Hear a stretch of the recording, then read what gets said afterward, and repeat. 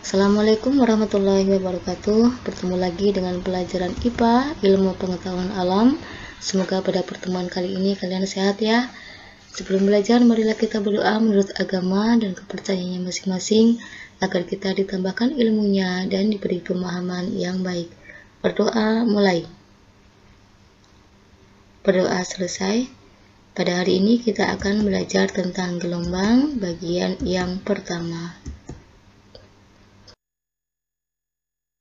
Tujuan pembelajaran yang ingin dicapai yang pertama adalah siswa dapat menentukan jumlah gelombang melalui gambar. Yang kedua, siswa dapat menentukan frekuensi gelombang. Dan yang ketiga, siswa dapat menentukan periode gelombang. Pengertian gelombang. Gelombang adalah getaran yang merambat. Macam-macam gelombang berdasarkan energinya dibagi menjadi dua. Yang pertama adalah gelombang mekanis. Gelombang mekanis adalah gelombang yang dalam perambatannya memerlukan medium atau zat perantara. Contohnya adalah gelombang tali, gelombang air, dan gelombang bunyi. Yang kedua adalah gelombang elektromagnetik. Gelombang elektromagnetik adalah gelombang yang dalam perambatannya tidak memerlukan medium atau zat perantara. Contohnya adalah gelombang cahaya.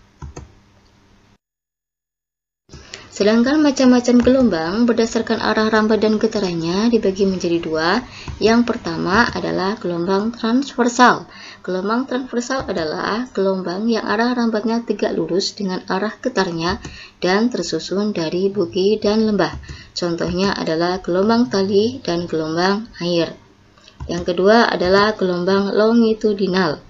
Gelombang longitudinal adalah gelombang yang arah rambatnya sejajar dengan arah getarnya dan tersusun dari rapatan dan renggangan. Contohnya adalah gelombang pegas atau selingki dan gelombang bunyi. Kita akan belajar tentang gelombang transversal dan gelombang longitudinal. Yang pertama adalah gelombang transversal. Perhatikan gambarnya. Bagian-bagian dari gelombang transversal ini adalah arah getaran dan ini adalah arah gelombang. Dari titik A, B, C merupakan bukit gelombang, dari C, D, E merupakan lembah gelombang, kemudian titik B merupakan puncak gelombang dan titik D merupakan dasar gelombang. Dari titik B ke B aksen merupakan amplitudo gelombang dan dari D ke D aksen juga merupakan amplitudo gelombang. Jika dari puncak gelombang dan dari dasar gelombang kita tarik garis lurus, sehingga di sini jarak dari dasar gelombang dan puncak gelombang misalnya 3 meter, maka amplitudo gelombangnya adalah setengah dari 3 meter. 3 meter dibagi 2 sama dengan 1,5 meter. Satu gelombang transversal terdiri dari satu bukit dan satu lembah. Sekarang kita menentukan jumlah gelombangnya. Perhatikan gambarnya. Dari A, B, C, D, E, ini jumlah gelombangnya 1. Kemudian dari A, B, C, ini jumlah gelombangnya adalah setengah. Selain dari ABC, dari CDE juga setengah gelombang dan dari EFG jumlah gelombangnya juga setengah gelombang. Sehingga dari keseluruhan gambar di sini dari A sampai ke G jumlah gelombangnya adalah 1,5. Yang kedua adalah gelombang longitudinal. Perhatikan gambarnya. Gelombang longitudinal terdiri dari renggangan dan rapatan. Selain itu, gelombang longitudinal arah getar dan arah rambatnya sejajar. Satu gelombang longitudinal terdiri dari satu rapatan dan satu renggangan. Sekarang kita menentukan jumlah gelombangnya.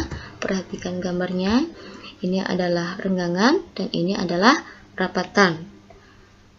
Gelombang ini terdiri dari satu renggangan dan satu rapatan, sehingga jumlah gelombangnya 1. Gambar yang kedua, ini adalah renggangan, ini adalah rapatan, dan ini adalah renggangan. Gelombang ini terdiri dari 2 renggangan dan 1 rapatan, sehingga jumlah gelombangnya 1,5. Gambar yang ketiga, ini adalah renggangan, ini adalah rapatan, ini adalah renggangan, dan ini adalah rapatan. Gelombang ini terdiri dari 2 renggangan dan 2 rapatan, sehingga jumlah gelombangnya 2.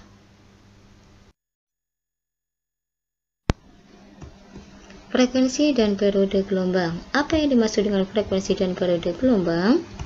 Frekuensi gelombang adalah jumlah gelombang yang terjadi dalam 1 detik, sedangkan periode gelombang adalah waktu yang diperlukan untuk melakukan 1 gelombang.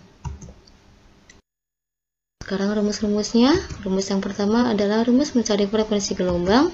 F sama dengan N per T kecil, dan F sama dengan 1 per T besar. Rumus yang kedua adalah mencari periode gelombang. T besar sama dengan T kecil per N, dan T besar sama dengan 1 per F. Sekarang keterangan masing-masing lambangnya. N adalah lambang dari jumlah gelombang, F adalah lambang dari frekuensi gelombang, satunya Hertz atau disingkat Hz, T kecil adalah lambang dari waktu, satunya sekon atau detik, dan T besar adalah lambang dari periode gelombang, satunya sekon atau detik.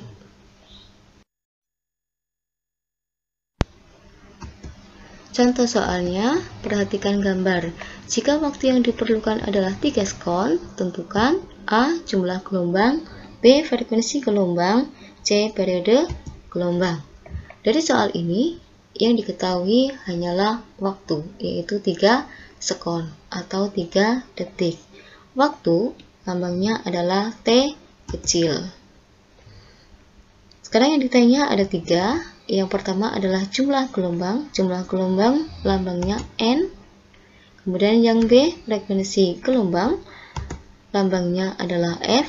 Dan yang C adalah periode gelombang, lambangnya T besar. Sekarang kita jawab satu per satu. Yang pertama yang ditanyakan adalah jumlah gelombang. Jumlah gelombang bisa dilihat dari gambar. Ini adalah rapatan, ini adalah renggangan, dan ini adalah rapatan. Jadi gelombang ini terdiri dari 2 rapatan dan 1 renggangan, sehingga jumlah gelombangnya 1,5. Sekarang yang B yang ditanyakan adalah frekuensi.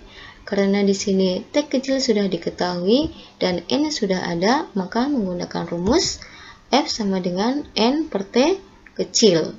Kita masukkan ke rumus, N-nya adalah 1,5 dan T kecilnya adalah 3 sekon. 1,5 dibagi 3 sekon sama dengan 0,5 Hz. Sekarang T besar. Di sini T kecil sudah ada, N sudah ada, dan F sudah ada, sehingga kedua rumus bisa dipakai. Misalnya kita menggunakan rumus T besar sama dengan 1 per F. Kita masukkan ke rumus, 1 per F-nya 0,5 Hz. 1 dibagi 0,5 sama dengan 2 sekon. Semoga kalian paham dengan materi hari ini.